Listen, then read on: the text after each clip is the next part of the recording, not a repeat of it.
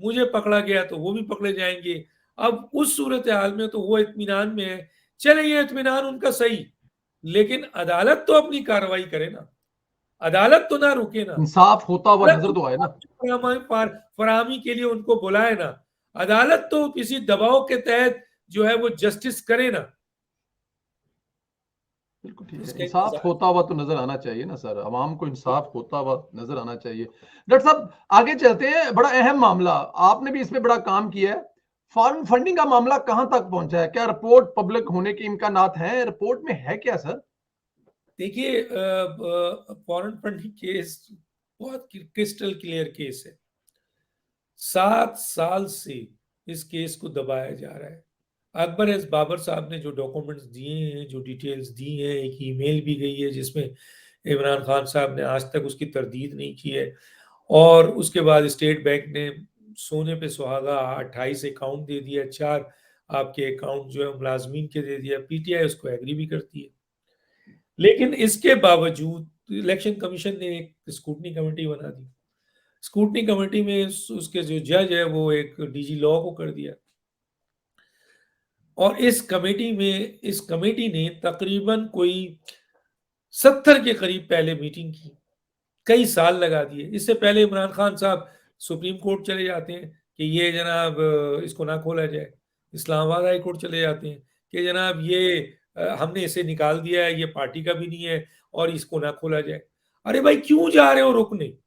अगर तुम इंसाफ वाले आदमी हो, तुम पर कोई आपके करप्शन का केस नहीं है, तुम मेरिट के आदमी हो, तो भाई मैं अगर मेरिट का आदमी हूं तो मैं तो कहूंगा यार खोलो भाई, खोलो, खुदा के लिए खोलो, ताकि दूध का दूध पानी है। जितनी देर तक ये केस रहेगा, बात होती रहेगी, मेरी तस्दीक होती रहेगी, और मैं साफ सुथरा होने के बावजूद इस केस की बुनियाद पर बदनाम क्यों?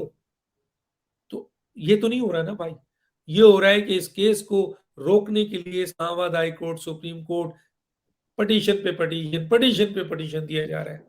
दूसरी जो है वो आपके इलेक्शन कमीशन को में आ रहा है। अब एक नई चीज आ गई है कि जनाब पीपल्स पार्टी और पीएमएलएन का भी शामिल किया जाए। ये दो गोया फॉरेन फंडिंग केस का फैसला नहीं होना चाहिए। हालांकि फॉरेन फंडिंग केस मेरे लिहाज से जितना मैंने स्टडी किया है और जितना मैं इस पे काम कर चुका हूं, ये क्रिस्टल क्लियर केस है। ये केस अगर खुल गया मेरिट पे तो फिर उसमें ये इनमें से कोई नहीं बचेगा जिनका नाम मैं अभी भी लूंगा। लेकिन अभी जो हुआ ये है कि एक स्कूटनी कमेटी ने 70 इजलास के बाद एक रिपोर्ट बना के दी। इसमें कहा जाता है कि ये जो कमेटी में डीजी लॉ है, ये बेसिकली मेजर कल्प्रिट आदमी है। ये इसकी जो बातें सुनने में हमें आ रही है कि जिस तरीके से ये कानून ये कहता है कि जो 28 अकाउंट आए थे वो अकबर एस बाबर को भी दिए जाते कि लीजिए जनाब ये अकाउंट आप लें।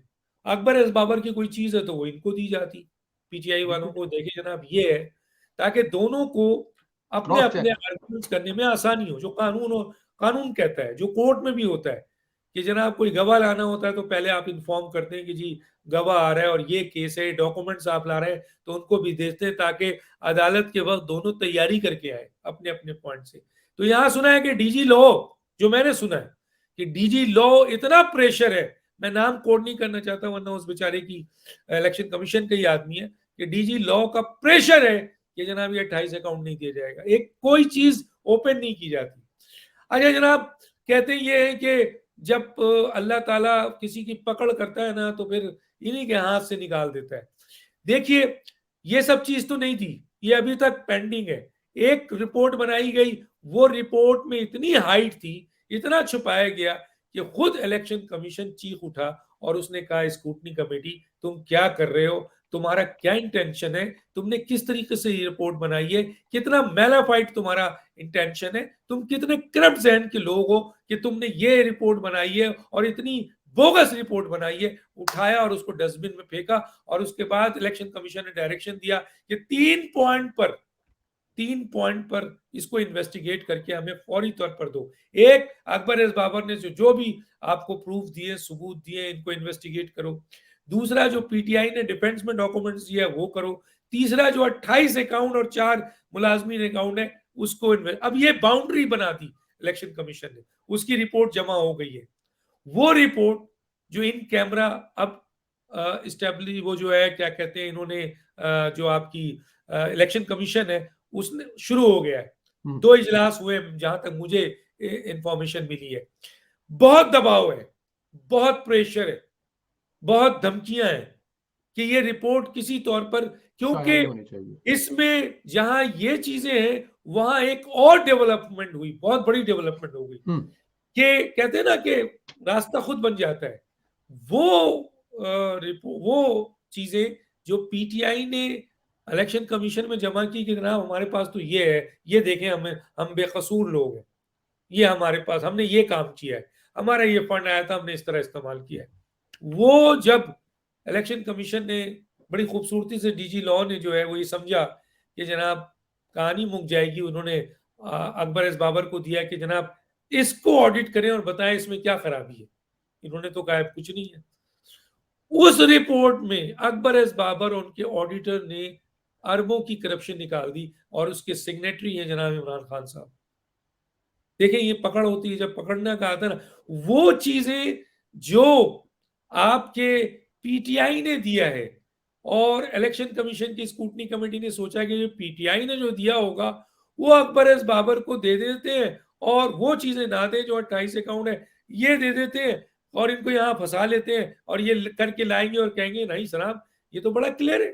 लेकिन अल्लाह का करना ये हुआ कि अकबर एस बाबर और उनके ऑडिटर ने बड़े तहम्मुल से, बड़े चैलेंजेबल तरीके से 55 घंटों में, मेरा ख्याल है 55 घंटे या समथिंग कुछ, हाँ 55 घंटों में वो रिपोर्ट सबमिट की है जो इसका हिस्सा भी है, जो स्क्रूटनी कमेटी को डायरेक्शन दी जी। गई है। जी। तो उसमें इमरान खान साहब सिग्नेटरी हैं और उसमें अरबों की करप्शन साबित हो गई है। तो इसमें हुई है, अगर इसी में अरबों की करप्शन साबित हो रही है और सिर्फ इसी को निकाल लिया जाए और इसी को ऊपर एक्शन लिया जाए तो इमरान खान साहब तो नाअहल है, तायात नाअहल है और उनके खिलाफ कार्रवाई हो सकती है अरबों रुपए की करप्शन करने पे।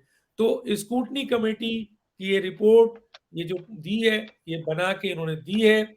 अब मसला ये है कि डायरेक्शन दे दी गई थी, बाउंड्री बना दिया गया था, तो मेरा ख्याल है स्क्रूटनी कमेटी को निकलने के कहीं चांस नहीं हो सके। तो ये रिपोर्ट मेरी इत्तला के मुताबिक, ये और खास तौर पे अकबर एस बाबर की ये वाली जो उन्होंने रिपोर्ट सबमिट की है, इससे निकलने का रास्ता नहीं है। अब इलेक्शन कमीशन ये सोच रहा है इन कैमरा में कि इसको पब्लिक किया जाए या इसके ऊपर एक्शन लिया जाए या इसका क्या किया जाए। कुछ लोग इस रिपोर्ट को तब्दील करने की पूरी कोशिश कर रहे हैं। अब दबाव किस हद लेवल पर है, धमकियां किस लेवल पर है, ये सब चल रही है। उम्मीद है कि इलेक्शन कमीशन भी कहता अड़ गया है, चीफ इलेक्शन कमिश्नर अच्छे आदमी है, वो भी अड़ गए। और खास तौर पे अभी जो आजम स्वाति और फैसल वाडा की नाअहली सामने आ रही है, ये केस भी तकरीबन तैयार है। हमें उम्मीद है और उम्मीद पे दुनिया कायम है और अपने रब से भी उम्मीद है, किसी के अगेंस्ट नहीं। अकबर बाबर सही कहते हैं कि इस केस का मेरिट पे फैसला हो जाना चाहिए और बिल्कुल। अब फैसला होने के लिए कोई देर नहीं है। इन कैमरा में फैसला हो जाए कि जनाब इसे पब्लिक करते हैं, आ जाएगा दूध का दूध पानी का पानी। बिल्कुल ठीक है। ये बड़े वाज़ह तरीके से आपने बता दिया कि यहाँ पे क्या-क्या मसाइल हैं और ये किसी तरफ बैठेगा करवट। डॉक्टर साहब कुछ सुनने वाले आपको सलाम कह रहे हैं और वो चाह रहे हैं कि आप वालेकुम अस्सलाम बोल दें क्योंकि वो काफ़ी दफ़ा वालेकुम अस्सलाम व रहमतुल्लाह व बरकातहू। थैंक यू डॉक्टर साहब क्योंकि कुछ लोग देख रहे हैं तो वो सलाम कर रहे हैं तो वो कह रहे हैं जी रिप्लाई कर दें, तो मैंने इसलिए आपसे अर्ज़ किया। अच्छा डॉक्टर साहब हालात जो है ना मौजूदा इसको अगर देखा जाए तो वो किसी के लिए भी सूटेबल नहीं है। इमरान खान फौरी तौर पर जाएँ तो अपोजिशन भी हुकूमत ऐसे हालात में कैसे लेगी क्योंकि हालात इतने सूटेबल नहीं है और इमरान खान सियासी शहीद भी नहीं बनना चाहते। क्या कोई नेशनल प्लान किस्म की हुकूमत को इसके